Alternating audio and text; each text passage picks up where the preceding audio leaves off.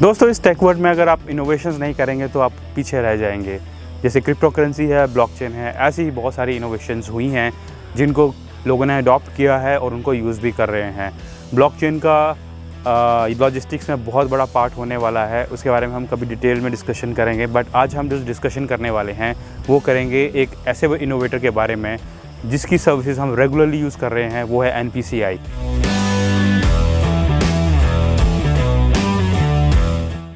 तो NPCI ने 2016 में इनोवेशन की थी UPI की, और UPI आज पेमेंट सबका सबसे बड़ा प्लेटफॉर्म हो चुका है। लास्ट मंथ उन्होंने रिकॉर्ड की थी 3 billion of transaction worth 6 lakh crore of rupees. तो अभी उन्होंने रिसेंटली एक दो दिन पहले एक और नया प्रोडक्ट लॉन्च किया था, वो है ई-रूपी। ई-रूपी क्या है, कैसे उसको यूज़ कर सकते हैं और कैसे ये बहुत बड़ा एक प्लेटफॉर्म हो सकता है सर्विसेज डिलीवरी का, उसके बारे में डिस्कशन करेंगे। उससे पहले आप प्लीज़ मेरा चैनल को सब्सक्राइब कीजिए द अनबॉक्सिंग गेम को, ताकि आपको मेरे अपडेट्स रेगुलरली मिलते रहें। दोस्तों, गवर्नमेंट हमेशा कंप्लेन करती है लास्ट माइल कनेक्टिविटी जब किसी सर्विस के थ्रू होती है तो उसमें बहुत सारी लीकेजेस होती हैं, बहुत सारे चैनल्स बीच में होते हैं जिसमें वो लीकेजेस हो सकती हैं। जैसे गवर्नमेंट ने किसी को कोई फाइनेंशियल हेल्प दी और वो किसी के थ्रू जाके लास्ट में जो मिलती है वो उसमें काफ़ी सारा टाइम लॉस होता है, ऊपर से कुछ वैल्यू में भी कमी आती है जो उसको लास्ट माइल में हेल्प मिलनी होती है। तो गवर्नमेंट ने इसी प्रॉब्लम को सॉल्व करने के लिए ई-रूपी को लॉन्च किया। अभी हम देखेंगे ई-रूपी की सर्विस गवर्नमेंट कैसे यूज़ करेगी और इसमें किस किस की कोलैबोरेशन के साथ इसको लॉन्च किया है। तो ई-रूपी को बनाया है ministry of family health fair और बहुत सारे बैंक्स हैं और कॉर्पोरेट्स हैं। तो इन सभी ने मिलके ई-रूपी को बनाया है, और आइडियली इसका जो यूज़ है वो है लास्ट माइल कनेक्टिविटी। आपको एक QR कोड दिया जाएगा और वो QR कोड या एक SMS दिया जाएगा जिसको आप ई-रूपी के जो पार्टनर्स है वहाँ पे उसको रिडीम कर सकते हैं। जैसे कोई सर्विस है उसका पैसा, जैसे मेडिकल एक्सपेंस है तो गवर्नमेंट ने कोई मेडिकल एक्सपेंस दिया तो कोई भी पर्सन उस एक्सपेंस को किसी और चीज़ के लिए भी यूज़ कर सकता है, तो वो गवर्नमेंट के लिए लॉस है। तो अब गवर्नमेंट क्या करेगी कि आपको कोई मेडिकल एक्सपेंस के लिए एक QR कोड देगी जो कि प्रीपेड होगा, और वो आप उस सर्विस को अवेल करने के लिए पार्टनर जो भी सर्विसेज प्रोवाइडर्स हैं उनके साथ रिडीम कर सकते हैं। तो इससे क्या होगा कि जिस सर्विस के लिए जो पैसा दिया गया था वो पैसा उसी सर्विस के लिए यूज़ होगा।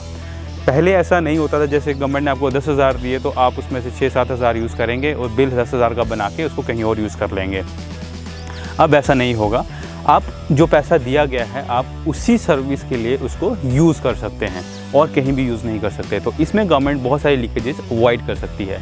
जैसे कॉर्पोरेट के बहुत सारे प्लान्स होते हैं, जैसे पहले सोडेक्सो कूपन्स होते थे।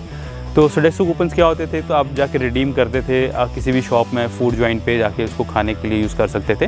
वैसे ही ई-रूपी को अभी यूज़ कर सकते हैं। गवर्नमेंट क्या करेगी, company will issue e-rupee QR code, and जितनी वैल्यू का भी इसको इशू करना है उतने कोड इशू करेगी और वो सर्विस प्रोवाइडर के साथ रिडीम कर सकता है। ऐसा माना जा रहा है कि हो सकता है यूपी को बहुत बड़े तरीके से ये कम्पीट करे। इसमें कोई भी पर्सन है वो उसमें सैलरीज दे सकता है या फिर कोई एक्स्ट्रा कूपन्स, कोई भी कुछ भी दे सकता है। और अगर मैं बात करूं इसकी टेक्नोलॉजी के बारे में, अभी गवर्नमेंट ने इसके बारे में इतना डिटेल में इंफॉर्मेशन नहीं दी है। अभी इसका ऐप भी लॉन्च होना है, प्रॉपर वेबसाइट भी लॉन्च होनी है। वो जब लॉन्च होंगे तो उसके बारे में एक डिटेल वीडियो बनेगा। और इसकी सबसे जो ज़रूरी बात है वो ये है कि इसमें आपको सर्विस यूज़ करने के लिए कोई इंटरनेट कनेक्शन नहीं चाहिए। आपको बस एक कूपन चाहिए जो QR कोड में होगा, और या SMS जो आपको कोई सर्विस प्रोवाइडर के यहाँ रिडीम करने के लिए दिया जाएगा।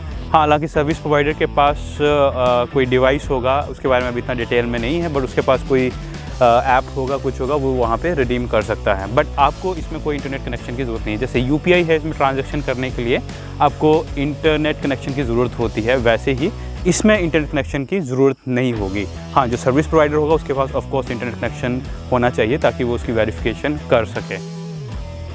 तो इससे एडवांटेज क्या होगा, जो रूरल एरिया में जहाँ पे इंटरनेट सर्विसेज नहीं है, अगर किसी के पास इंटरनेट नहीं है, नॉर्मल फ़ोन है जिसमें इंटरनेट नहीं चलता है, वो बंदा भी यूज़ कर सकता है इन सर्विसेज को, बिकॉज इसमें SMS के माध्यम से भी आपको वाउचर कोड आ सकता है।